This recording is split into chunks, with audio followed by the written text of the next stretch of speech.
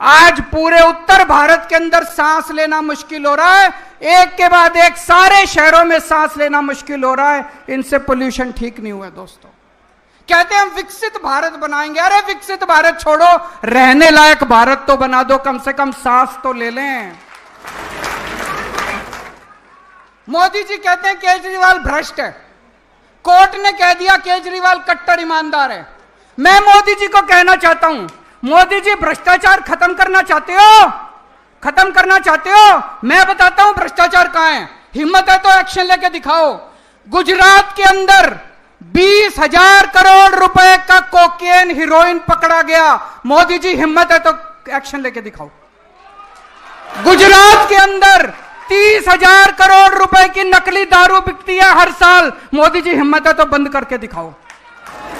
आपने अपने दोस्त को 1,000 एकड़ जमीन, अरबों खरबों रुपए की 1,000 एकड़ जमीन 1 रुपए में दे दी। हिम्मत हो तो एक्शन लेके दिखाओ मोदी जी।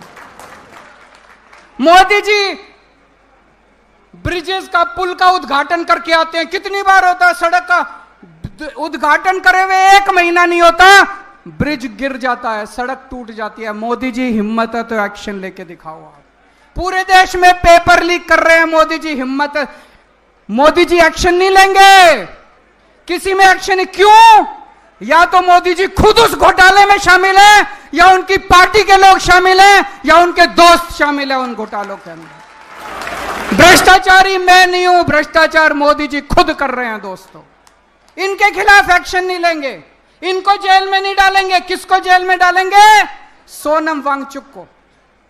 सोनम वांगचुक को जेल में डालेंगे, महराज मलिक को जेल में डालेंगे, नरेश बाल्यान को जेल में डालेंगे, केजरीवाल को जेल में डालेंगे, मनीष सिसोदिया को जेल में डालेंगे, संजय सिंह को जेल में डालेंगे। इन लोगों को जेल में डालते हैं। कौन है सोनम वांगचुक? बहुत बड़ा वैज्ञानिक है दोस्तों, बहुत बड़ा वैज्ञानिक। उसको तो पद्मश्री मिलना चाहिए, पद्म भूषण मिलना चाहिए दोस्तों। बच्चों की, गरीब बच्चों की पढ़ाई के लिए उसने पता नहीं क्या क्या काम नहीं किया सोनम वांगचुक को, उनको जेल में डाल दिया। मोदी जी सोनम वांगचुक से डरते हैं। क्यों डरते हैं? जब कोई तानाशाह पढ़े लिखे वैज्ञानिकों से डरना चालू कर दे तो समझ लो उसका अंत आ गया तानाशाह।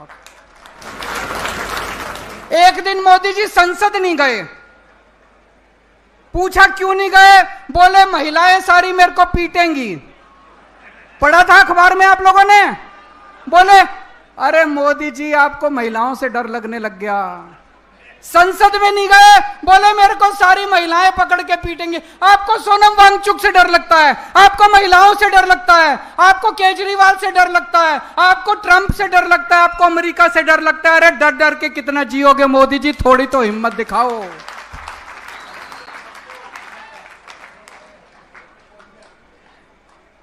मुझे गिरफ्तार करके मोदी जी ने और अमित शाह जी ने बड़े बड़े संदेश दिए हैं। उन्हें संदेश दिया है खबरदार अगर सरकार में कोई ईमानदारी से काम करेगा, अगर कोई ईमानदारी से काम करेगा केजरीवाल वाला हाल कर दूंगा तुम्हारा। उन्होंने संदेश दिया है। आम आदमी पार्टी जब आई थी हमने आम लोगों को टिकट दिए। देश के युवाओं ने अपनी नौकरियां छोड़ दी, अपनी तनख्वाह छोड़ दी, अपने धंधे बंद कर दिए, सब राजनीति में आ गए। सबको लगा कि अब हम देश बदलेंगे। हमारी पार्टी में सारे आम लोगों के लड़के लड़कियां, आम लोगों के बच्चे हैं, आम युवा हैं जिनको टिकट मिली। कोई मंत्री बन गया, कोई मुख्यमंत्री बन गया, कोई एमएलए बन गया, कोई कुछ बन गया। हमारी पार्टी के अंदर एक उम्मीद दी कि नौजवानों को राजनीति में आना चाहिए। मोदी जी ने संदेश दिया खबरदार राजनीति में आए, केजरीवाल वाला हाल कर दूंगा तुम्हारा। देश के अंदर लोगों की उम्मीदें खत्म हो गई थी। लोगों ने कहना चालू कर दिया था इस देश का कुछ नहीं हो सकता। आम आदमी पार्टी आई, आम आदमी पार्टी ने एक उम्मीद दी। स्कूल ठीक किए, अस्पताल ठीक किए, बिजली ठीक की, पानी ठीक किया, सड़कें ठीक की। आम आदमी पार्टी ने उम्मीद दी कि देश ठीक हो सकता है, देश सुधर सकता है। 140 करोड़ लोगों को उम्मीद बंदी की देश ठीक हो सकता है। मोदी जी ने केजरीवाल को गिरफ्तार करके 140 करोड़ लोगों की उम्मीदों पे पानी फेर दिया दोस्तों। 1 साल पहले इनकी दिल्ली में सरकार आई थी। आज दिल्ली सरकार के भुक्तभोगी यहां सारे खड़े हैं। ये मेरे को भी इन्होंने भेजा है, इनके विजेंद्र गुप्ता जी ने ये ट्वीट करा था। ये ट्वीट है 11 नवंबर 2024 का। मैं सभी बस मार्शलों को आश्वस्त करता हूं कि भारतीय जनता पार्टी दिल्ली की सत्ता में आते ही 60 दिनों के अंदर बस मार्शलों को नियमित कर देगी। होगा भाई नियमित? धोखेबाज विजेंद्र गुप्ता, धोखेबाज बीजेपी, धोखेबाज प्रधानमंत्री, धोखेबाज गृह मंत्री। मेरे को याद है प्रधानमंत्री जी खुद आके कह के गए थे दिल्ली में कि 8 मार्च 2025 से दिल्ली की हर महिला के अकाउंट में 2,500 आगे 2,500 रुपए। भाई अगर देश का प्रधानमंत्री झूठा हो तो उस देश की तरक्की कैसे हो सकती है? फिर देश के लोग किसके पास जाएंगे अगर देश का प्रधानमंत्री सरेआम स्टेज से खड़ा होकर झूठ बोलने लगे?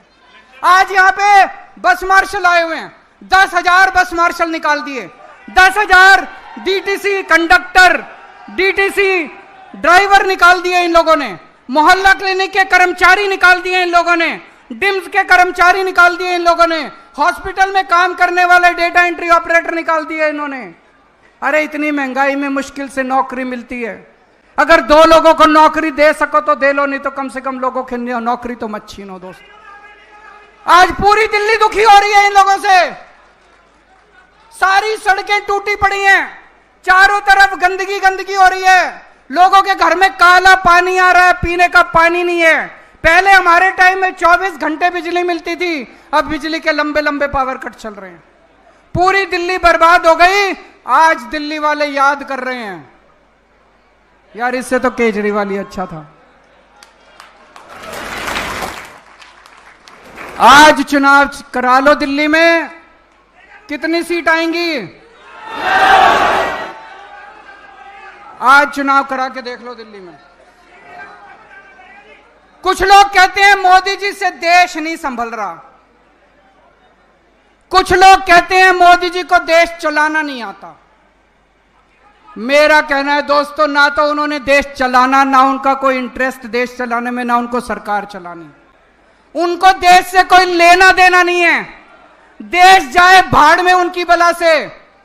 उनको केवल एक ही चीज है, सत्ता की हवस है, केवल और केवल सत्ता चाहिए। सुबह से उठ के शाम तक मोटा भाई और मोदी जी केवल बैठ के ये देखते हैं कि सत्ता कैसे लेनी है। सत्ता के लिए तरह तरह के षड्यंत्र रचते हैं, तरह तरह के षड्यंत्र करते हैं। इनको चाहे एसआईआर करनी पड़े, चाहे वोटर लिस्ट से नाम काटने पड़े, चाहे वोटर लिस्ट में नाम जोड़ने पड़े, चाहे पैसे बांटने पड़े, चाहे साड़ियां बांटनी पड़े, चाहे लोगों को मरवाना पड़े, जो मर्जी करना पड़े, इनकी बला से देश भाड़ में जाए। इनको केवल सत्ता चाहिए।